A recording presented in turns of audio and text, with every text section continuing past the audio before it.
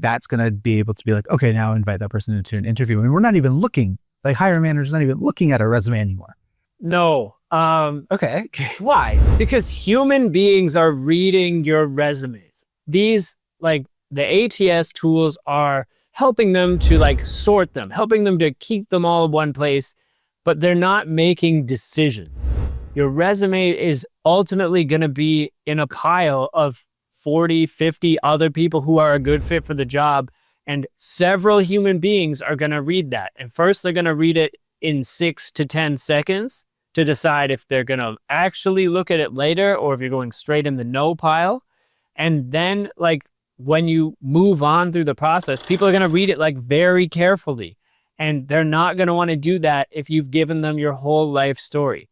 And it also shows poor communication skills, because you need to be able to speak to what's relevant in a timely and efficient manner in any work setting. So you'll also need to show you can do that in your resume. Welcome to Next Job Now, The podcast where we help you get your next job right now.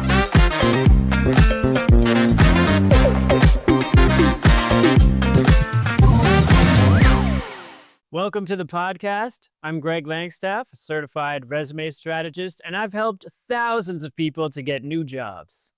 And I'm Jeff, and I have a lot of questions about job searching. Today, we're breaking down how to tailor your resume and cover letter to the job you're applying to so that you will actually stand out to both the ATS and the recruiter. By the end of this episode, you will know how to identify the most important keywords in a job posting and be able to adjust your resume and cover letter quickly without starting from scratch. What does a tailored resume demonstrate to recruiters? That's a great question. I feel like a tailored resume, it's just speaking to what they're looking for very quickly. So it's firstly showing, most importantly, that you have done the things that they want to hire someone to do. And also, on another level, it's showing that you put in a little bit of effort to speak to their context, to hit the relevant talking points in any given conversation. It's showing communication skills, and it is really showing off that you're a good fit for the role. So what does it mean to tailor your resume? Well, there's a lot of ways to do it, Jeff. On the base level, what you're doing is you're looking through the job description and you are identifying what are the main tasks that you'll be doing in this role, what's the industry terminology they're using, any software or equipment that you'd be required to use in the job. And then once you have a list of all those, we want to put those into our resume. The main ways to do that is lumping them all together in an areas of expertise or key skills section, and then speaking about your experience using all of those, doing all those things, using that equipment, etc., in your bullet points when you're actually talking about the work you've done and the successes you've had. Am I tailoring my whole resume then, or just those key skills, areas of expertise? That's going to vary. Okay. What I want you to do is to set yourself up for the best overall job search.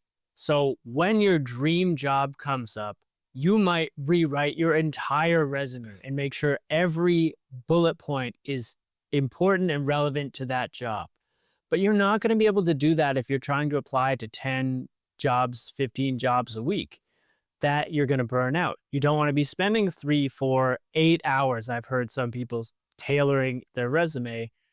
You just won't get enough applications out there. So there's a very simple, straightforward version of that, which is just quickly checking which keywords I want to put into my key skills section, maybe rearranging the bullet points so that the most relevant ones go to the top. It could range between a 10-minute activity and a 7-hour activity. When I try to tailor my resume for a job, I actually look beyond the job description. So I won't just look at the job description. Yeah. If I actually like a role, I will try to go to their website, look at a strategic plan. Yeah. Look at something that's providing more detail about that department or about that industry, about that company, and then take keywords or Maybe I'll build my bullet point or a bullet point that kind of hits what their strategy is. Yeah. That's not directly in their job description. Does that work? That's a dynamite strategy. That's above and beyond. No, I love that. I usually, when I'm telling people like to do that extra prep, that like stuff you're talking about, the investigative, like, let me really understand this company.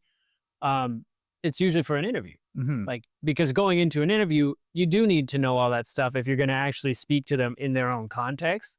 To do it in a resume is impressive. Again, we want to manage our effort level. So if it's like a really important job to us, go for it. But if you're trying to just get out more applications, that's not like a super necessary step.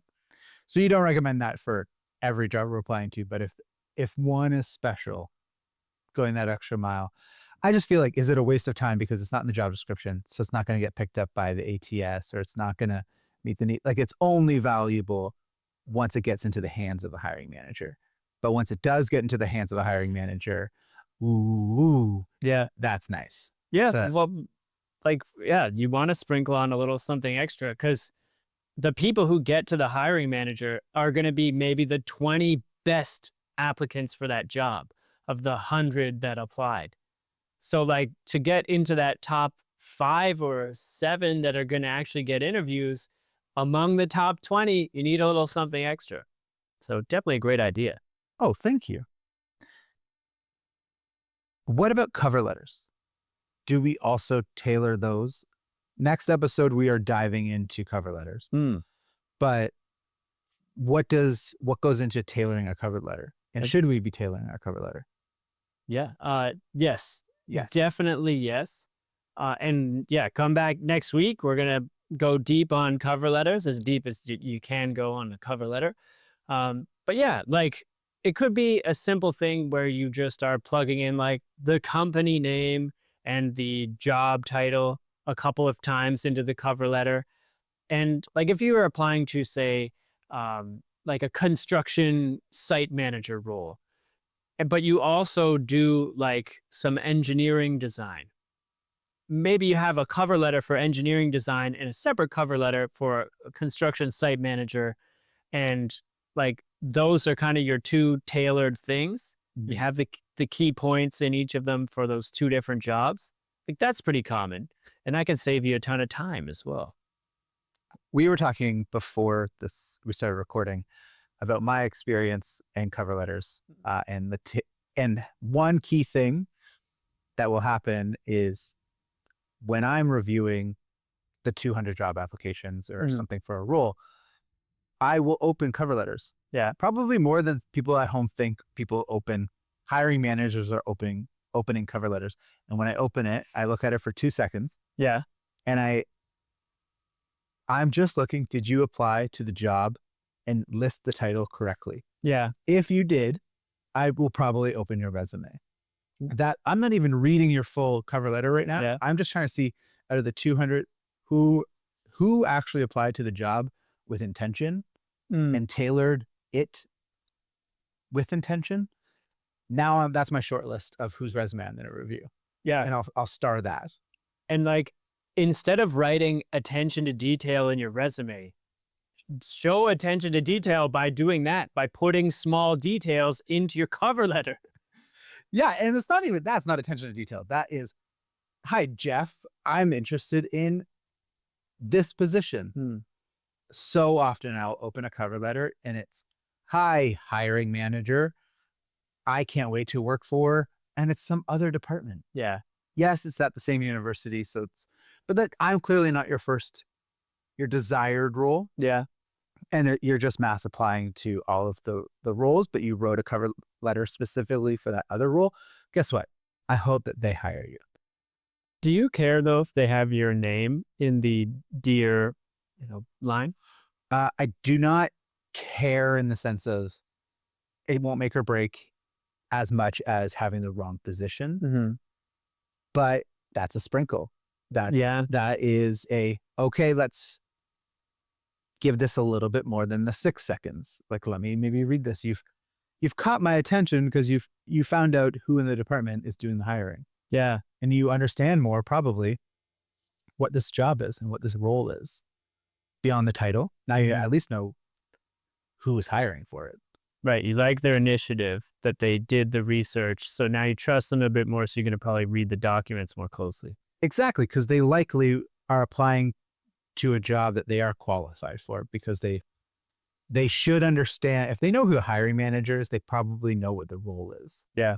And so often you'll bring someone in for an interview who made it through all the way to the interview stage. And then you ask them like a first question in an interview, like, so what do you know about this office? Yeah. Like, I don't know. I was like, oh, okay. Like, Yeah. you tailored your resume, but you didn't absorb any of it. Yeah. Just on like the research side, when I was recruiting, like doing my most recruiting, like I always ask that in an interview, what made you want to work here? And like 90% of people just say like the 3 things we had on the front page of the website about like the company. And I'm like, all right, you didn't do your research. Disappointing. So do you have any tips to make this process of tailoring our resume, tailoring our cover letter streamlined and more efficient? Definitely. So first, like having sort of knowing your functional areas that you're going to apply to and having like a version of the resume and the cover letter for each of those things is useful. Like I had a client earlier who is in like accounting and finance, and they're applying to some specific roles: accounts receivable manager, accounts payable manager. Now, to us, maybe that doesn't feel different enough, but like it is a nice extra touch if your first professional title, not your job title, but like, you know, how you're branding yourself right under your name. And check out our episode on resume branding for that. If that first title is like exactly what they're looking for. So it's, you know, if you said like bookkeeper and finance manager, that's fine. But if it right there says accounts payable manager and that's what they're looking for, that's a nice extra touch. So like having versions that are preset of your resume for each area you're going to apply to is a great way to speed it up. And then, yeah, the other thing is like sometimes you don't have to rewrite all your bullet points or anything. You can just put them in a different order. This one cares more about like team management, this job I'm applying to. I'll just put my like team leadership bullet points all to the top of each job, like that kind of thing. Does the size of the company impact how much you should tailor your resume or cover letter? I wouldn't say so, because it's at the end of the day, it all comes down to like a human making a decision about one specific person they're going to hire. So no, unless you had thoughts on what any ideas. I think it's interesting because the smaller the company, maybe the less resources they have. So they might not be using like a fancy ATS system like a Fortune 500 or plus are using. So they're probably hand looking, which means you don't need to tailor it so specifically for each role. Like if it's just like a local business or a local company, it might be easier to put your efforts elsewhere into tailoring. Like your keyword searching and that kind of effort. Like I think the effort would be to spend time on the research so that you can make a tailored cover letter versus a tailored resume, because the companies have a different vibe. And I think it's a different approach. I would say just every person has a different vibe though. Because if you think about like everyone for the most part takes their job really seriously. So like if you're running a big company or a small company, like who you put on your team is going to really, really matter to you. So I say just, you know, full effort for no matter what the company. Okay. Yes. That's very good advice. What if I'm not a match for the job, but I really want that job? How do we tailor our resume specifically in that scenario?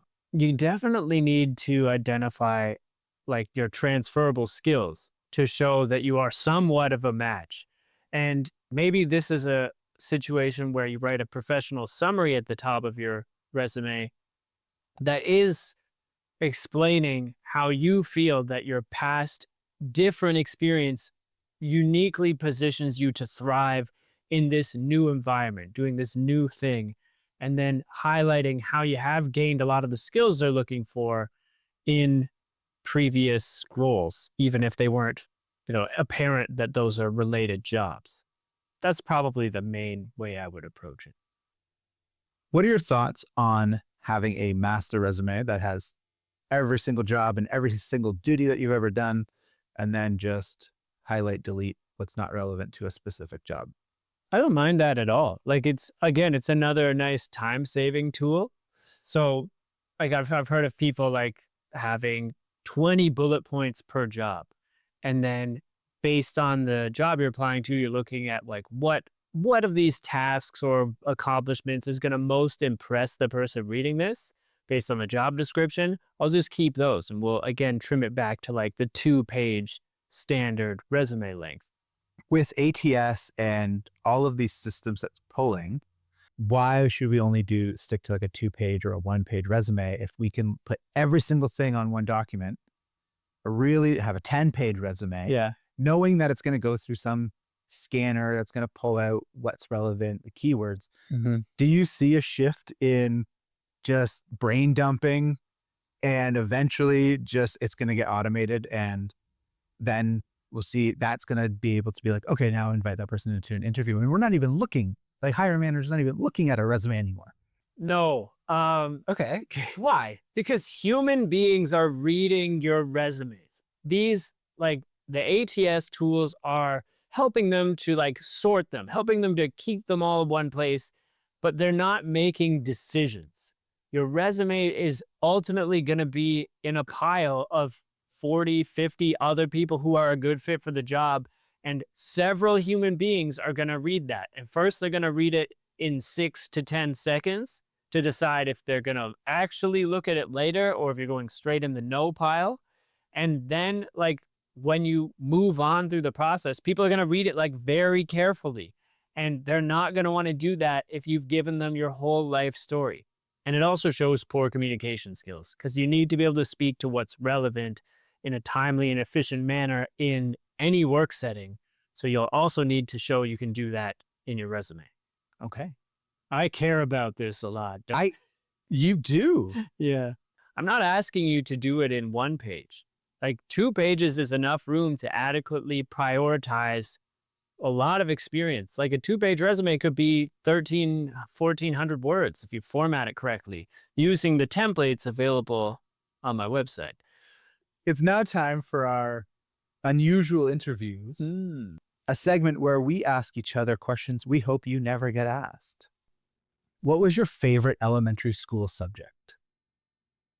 I don't want to like take the easy way out, but gym. I knew it. Yeah. What about gym in elementary school? I loved a good like dodgeball. Or just like, I don't know, like the running around and screaming with your friends. Like that's the fun of it. But then going to the next class sweaty was always the worst. I don't remember caring about that. Like as like a 12-year-old. Oh, you get to the class and then you sit down and then the sweat marks on your like chair, and then you get up Yeah. and everyone's like, Greg's sweating. I don't know. I feel like we came back from every recess all sweaty too. So like I think most of childhood is just sweaty. Jeff, what's your like proudest personal sports achievement? There was a moment in intramural basketball. There was like 6 seconds left on the clock.